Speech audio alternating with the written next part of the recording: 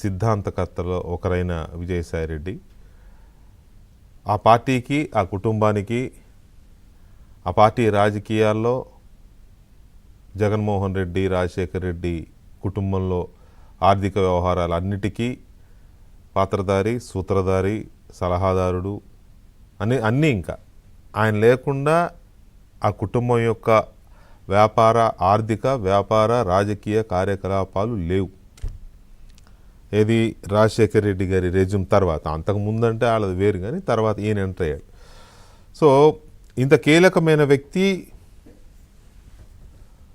ప్రభుత్వం మారిన తర్వాత, ఆంధ్రప్రదేశ్లో ప్రభుత్వం మారిన తర్వాత 151 సీట్ల నుంచి 11 సీట్లకి జగన్మోహన్ రెడ్డి పడిపోయిన తర్వాత కేసులన్నీ ఒక్కొక్కటిగా ముదురుతుంటే, ఎంక్వైరీలు ఒక్కొక్కరుగా దొంగలు దొరుకుతుంటే, అమాయకులు అని చెప్పుకునే వాళ్ళు హంతకులుగా నిరూపితం అవుతుంటే, ఎప్పుడు ఎవరి మెడకి ఏ ఉచ్చు బిగుసుకుంటుందో తెలియని పరిస్థితులు దాపురిస్తున్న రోజుల్లో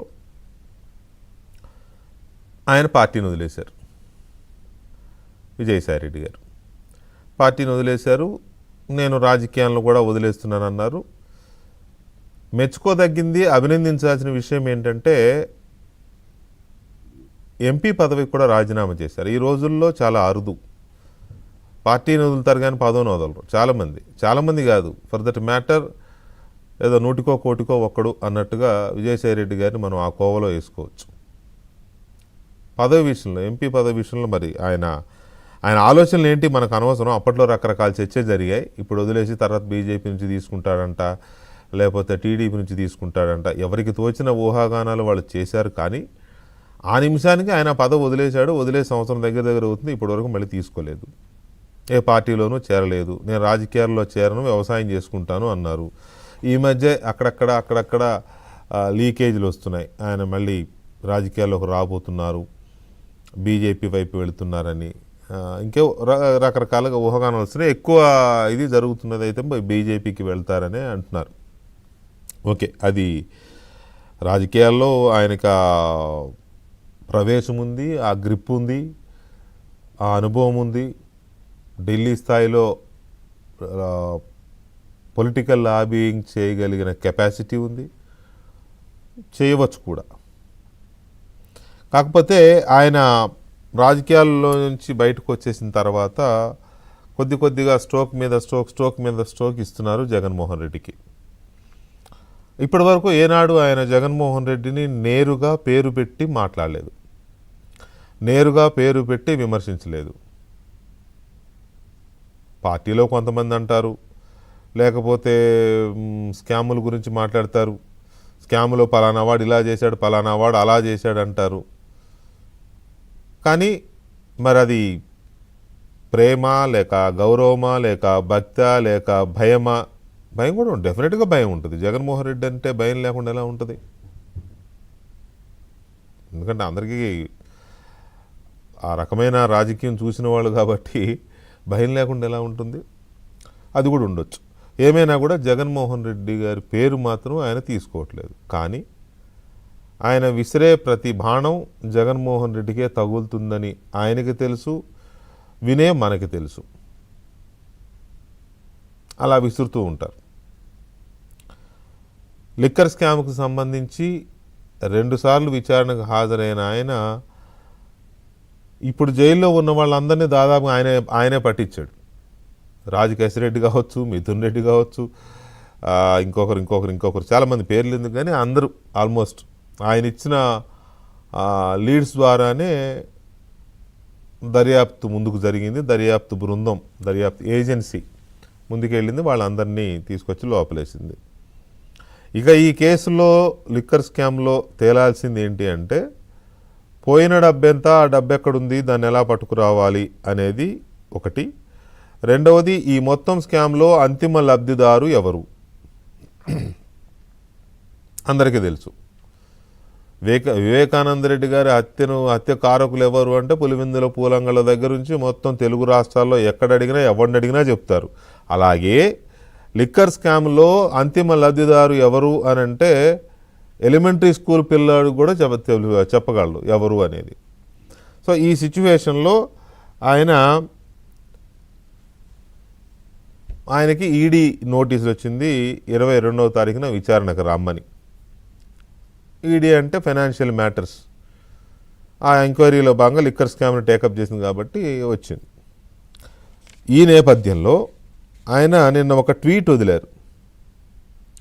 ఆ ట్వీట్ ఏంటంటే డైరెక్ట్గా జగన్మోహన్ రెడ్డిని లేదా జగన్మోహన్ రెడ్డి భారతిరెడ్డి వారిద్దరిని దంపతులిద్దరిని ఉద్దేశించి చెప్పినట్టుగానే కనబడుతుంది. ఎందుకంటే ప్లూరల్ వాడారు ఆయన, బందీ అనలేదు, బందీలు అన్నారు.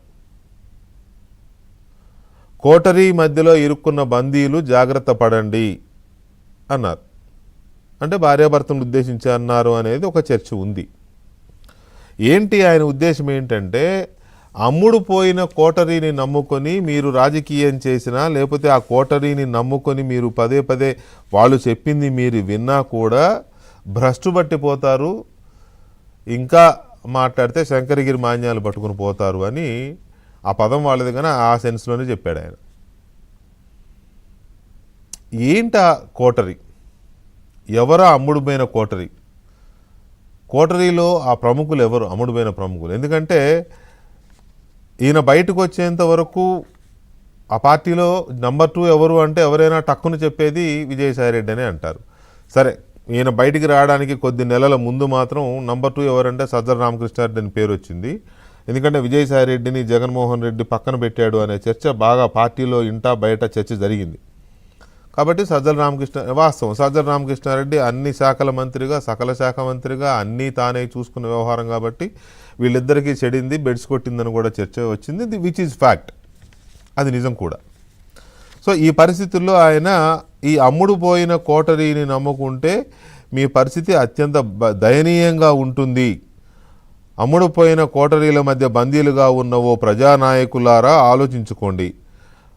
భవిష్యత్తులో ఇక్కడ మీకు ఏం జరగబోతుందో ఇప్పటికైనా గుర్తించండి అంటూ వెనిజులాలో భారీ ప్రజాదరణతో ఎన్నికైన తర్వాత ఆర్మీ, నేవీ, ఎయిర్పోర్ట్, ఇంటెలిజెన్స్ అధిపతులు అంతమంది చుట్టూ ఉన్న మిసైళ్లు, యుద్ధ విమానాలు, భారీ సైన్యం ఎంతగా ఉన్నా ఆ దేశాధ్యక్షుణ్ణి, అతడి భార్యని ప్రెసిడెన్షియల్ ప్యాలెస్ నుంచి అమెరికా ఎలాంటి ప్రతిఘటన లేకుండా తీసుకెళ్ళిందంటే కారణమేమిటి?